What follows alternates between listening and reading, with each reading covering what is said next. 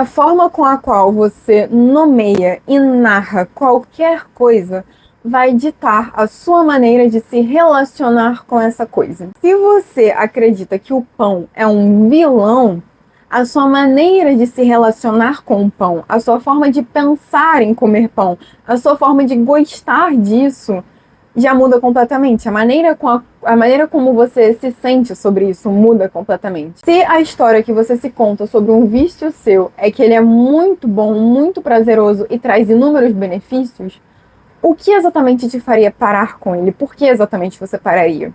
Então, dar nome e construir uma narrativa coerentes com a realidade podem mudar o jogo completamente para você.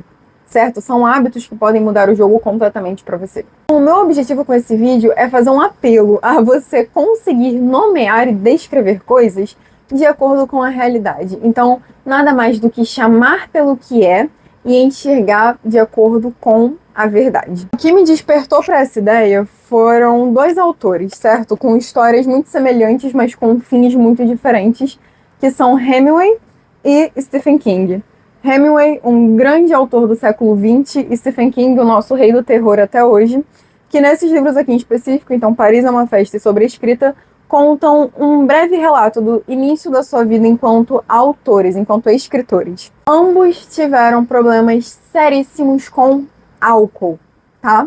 Então, ambos se encontraram alcoólatras em algum momento de suas vidas. Inclusive, o Stephen King vai dizer que algum livro que ele escreveu, eu não me lembro agora qual, se foi O Iluminado, ele sequer lembra, ele não se lembra de ter escrito, então ele fez isso totalmente alto, né? Enquanto Hemingway, ele não vai trazer nenhuma citação do quão ruim o álcool pode ter sido para ele. Mas o interessante aqui é que Stephen King foi para reabilitação. Hemingway, ele faleceu por suicídio.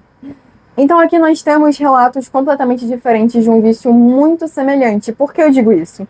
Porque nesse livro aqui, quando você lê o início da jornada como escritor de Hemingway, você nota o álcool sendo um grande parceiro de trabalho, um grande parceiro em momentos difíceis, um grande parceiro nas conquistas, ele que estava presente nos momentos de solidão e nos momentos de grande companhia, e sempre com um papel muito positivo, muito insubstituível, e trazendo para a pessoa aquilo que ela tanto queria ter, de certa forma. Ler esse livro é ter vontade de beber, esteja dito. Eu não consumo álcool e garanto para você que existem parágrafos aqui que trouxeram um nível de curiosidade e vontade indescritíveis. Por quê? Porque viciados em geral, eles são muito encantadores quando vão defender os seus vícios. Stephen King, nesse livro aqui, quando ele escreveu, ele já tinha ido para reabilitação, ele já estava bem. Então, nós temos um relato completamente diferente. Inclusive, a forma como ele narra me marcou tanto que eu voltei aqui várias vezes, sempre que eu ia falar a respeito de vício, para qualquer pessoa eu dava uma olhada. Então, por exemplo, aqui nós vamos ter trechos como... Eu gosto desse, vamos lá. Escritores viciados não passam de pessoas viciadas. Bêbados e drogados comuns, em outras palavras. Qualquer defesa de drogas e álcool como necessidade para embotar sensibilidades mais refinadas não passa de conversa autopiedosa para boi dormir. Ouvi motoristas de caminhões limpa-neves alcoólatras dizerem a mesma coisa, que bebem para acalmar seus demônios. Não importa quem você seja, para um viciado, o direito à bebida ou à droga deve ser preservado a todo custo. Hemingway e Fitzgerald não bebiam porque eram criativos, alienados ou moralmente fracos. Bebiam porque é isso que bêbados estão programados para fazer. É bem provável que gente criativa de fato esteja mais propensa ao alcoolismo do que gente de outras áreas, mas e daí? Somos todos iguais quando estamos vomitando na sarjeta. Esse é um dos meus trechos favoritos, que é acompanhado de muita vulnerabilidade, dele falando que tinha medo de não conseguir mais trabalhar, caso decidisse parar de beber e de se drogar.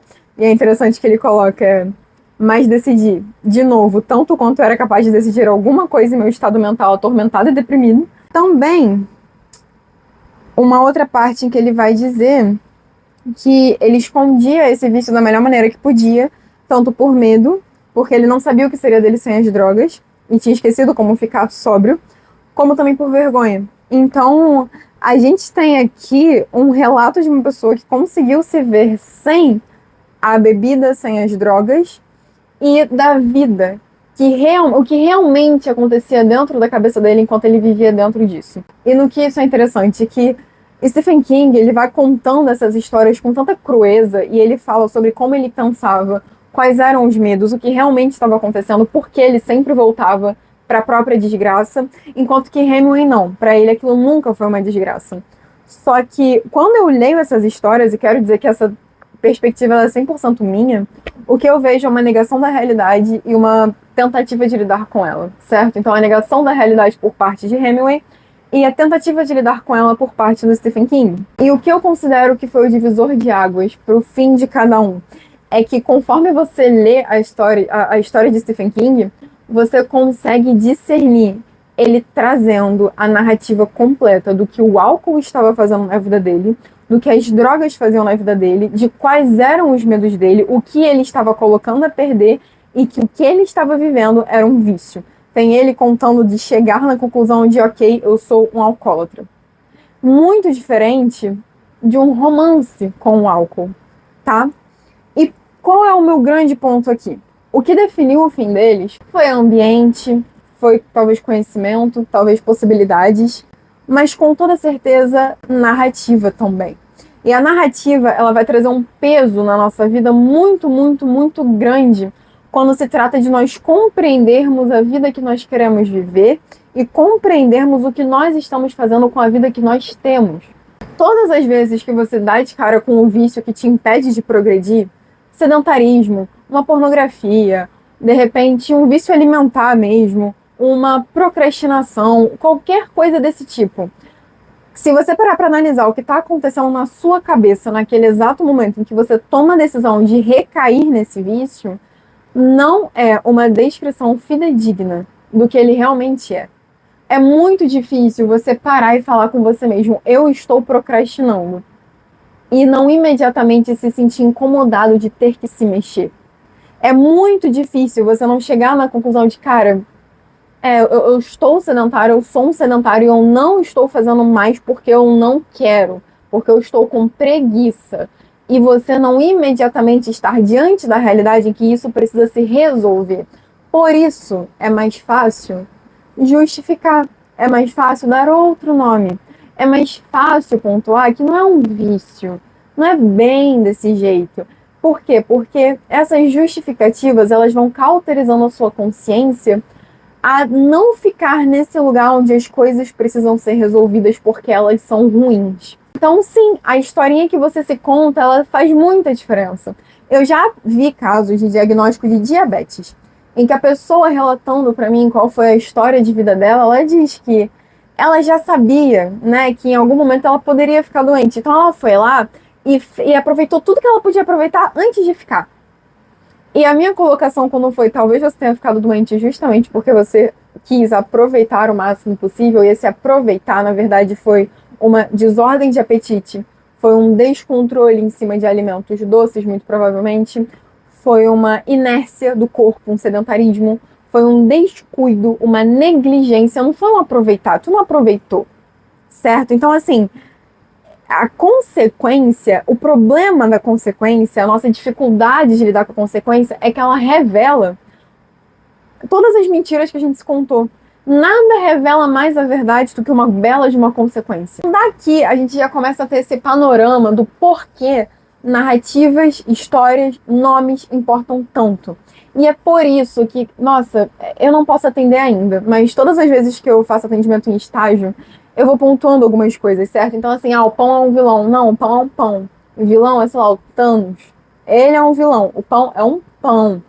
Não, eu não faço dieta, eu faço reeducação alimentar. Não, o que você faz é dieta. Ah, não, é que eu tenho compulsão alimentar. Você não tem compulsão alimentar, você tem descontrole alimentar. Compulsão alimentar é uma doença, descontrole é um hábito. Então, assim, são coisas que parecem muito poucas, mas na verdade não são. É mais fácil eu falar que é uma compulsão alimentar e uma doença, porque isso tira boa parte da minha responsabilidade na brincadeira. É mais fácil eu falar que é uma reeducação alimentar e não uma dieta, porque reeducação alimentar geralmente não envolve limite, dieta envolve. É mais fácil eu falar que tal comida é um veneno e um vilão do que eu pontuar que talvez eu só deva ponderar quando ela cabe ou não, e isso é mais difícil. A maneira como você nomeia e a maneira como você narra precisam considerar a realidade, para que você possa trabalhar de acordo com ela. Então agora vamos tentar ir para um lado um pouco mais prático da coisa e como organizar as nossas narrativas e pensar o que estamos fazendo da nossa vida, tá?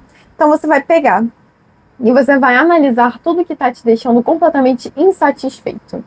Ou então não é nem insatisfeito, mas a realidade que você consegue ler da sua vida hoje.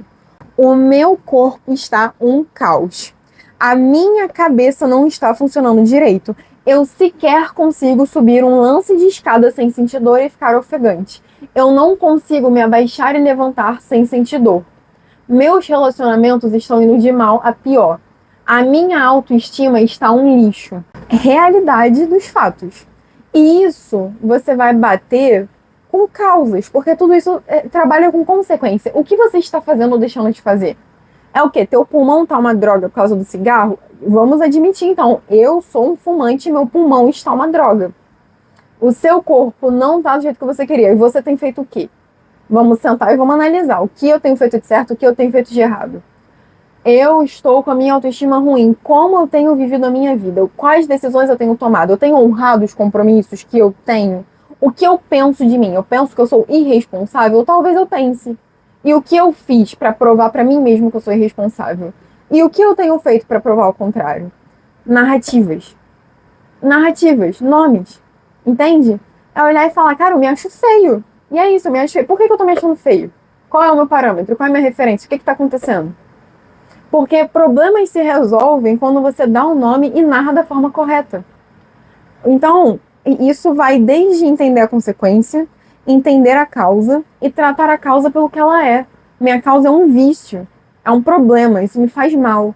E isso está causando um problema, isso está corroendo os meus relacionamentos, isso está corroendo a minha vida. Eu perco tempo nisso aqui.